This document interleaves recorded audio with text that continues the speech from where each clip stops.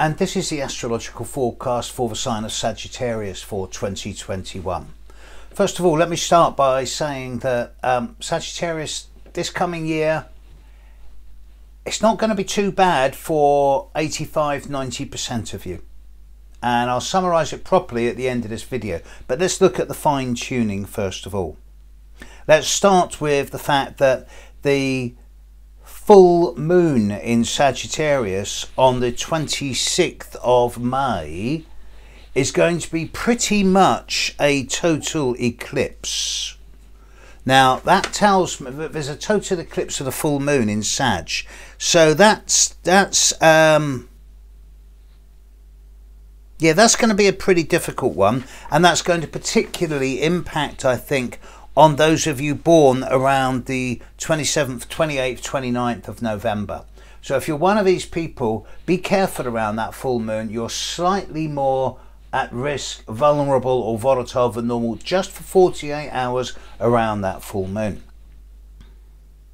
The new moon in Sagittarius will also be a partial eclipse of the sun, and this will occur on the 4th of December at around 12 degrees of Sagittarius. So again, those of you born around the 3rd, 4th, 5th of December should be aware that at that time, around the 4th of December, that you're a little bit more easily influenced than normal.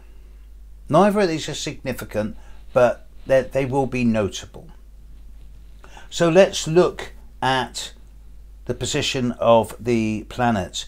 Mercury will move into Sagittarius on the 24th of November next year, and it will leave on the 13th of December. So it's going to be with you for just under 3 weeks next year. Not a long time, but that last week of November, first 2 weeks of December, it's a good time for getting the letters done, getting the Christmas cards done, getting everything out that requires movement, whether it's mental movement at the intellectual level, verbal in terms of talking and making agreements, or traveling. It's a time for more action. Venus will move into Sagittarius on the 7th of October and leave on the 5th of November. Venus in Sagittarius is okay. So that should be a little bit more fun than normal, but not enough to really write home about and make a big deal of. Mars ends the year in Sagittarius. Mars will move into Sagittarius on the 13th of December, and it's not going to affect all of you. But those of you born on or before the 5th of December will find that the last 3 weeks of 2021 will be much more of an action-packed time than normal. You'll get up and go, drive, vitality, motivation and enthusiasm will be up there, and you will be able to get a lot more done than normal. But this now brings me to the outer planets, the planets that affect you at the month by month and sometimes year by year level.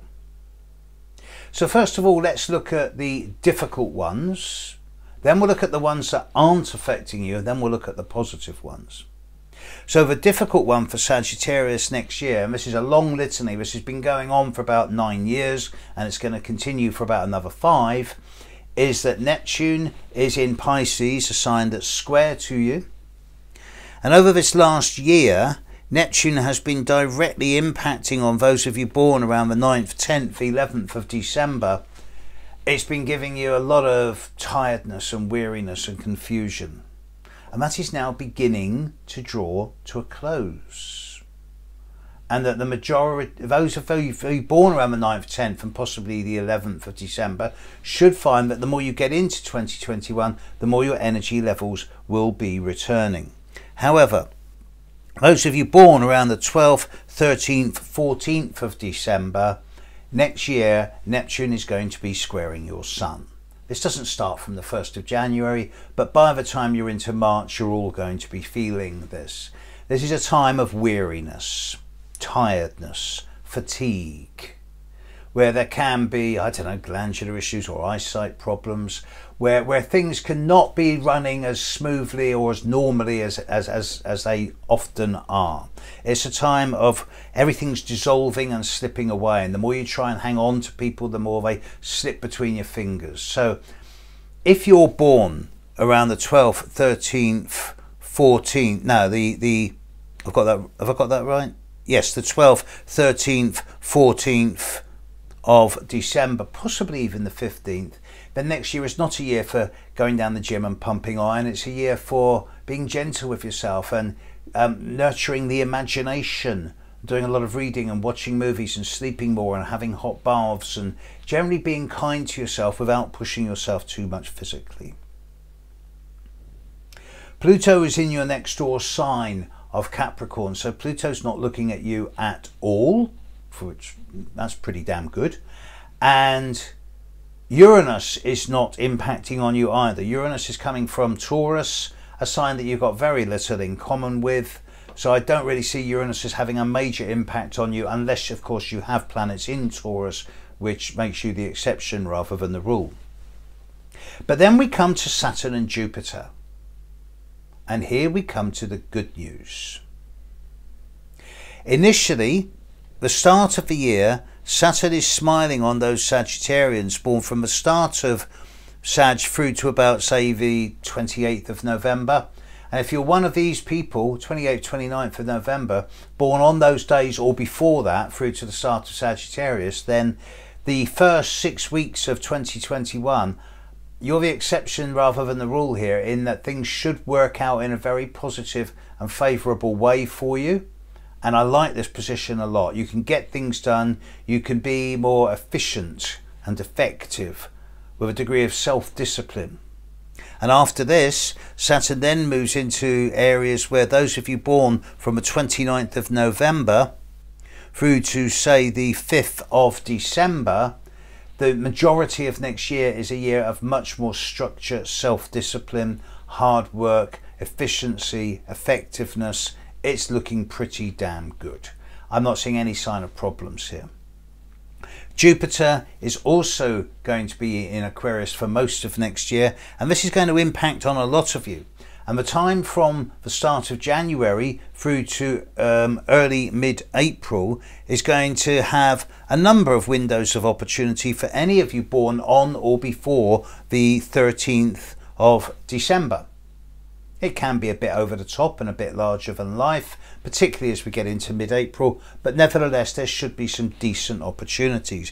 And those of you born from the 15th of December through to the end of Sagittarius, where you're going to find that from April, mid-April onwards through to the end of the year, that there's a number of good options developing around you. It is worthy of note that when Jupiter nips into Pisces for 9 weeks, from mid-June to late July, mid-May to late July, sorry, that he is going to square the Sun of those of you born at the start of Sagittarius. So those of you born on the 22nd, 23rd, 24th of November, you may find that mid-May to late July does get a little bit over the top, out of proportion to reality, but it'll be a bit of a storm in a teacup, not a big deal. With Saturn and Jupiter smiling on most, if not all of you next year, the only real problems is going to come with Neptune squaring the Sun of those of you born around the 12th, 13th, 14th of December. With the exception of you people, the rest of you are actually in a pretty damn good space, and Sagittarius is one of the more fortunate signs to be next year. So, big thank you to all the support you've given me over this last year, and yeah, have a great year, folks. Bye now.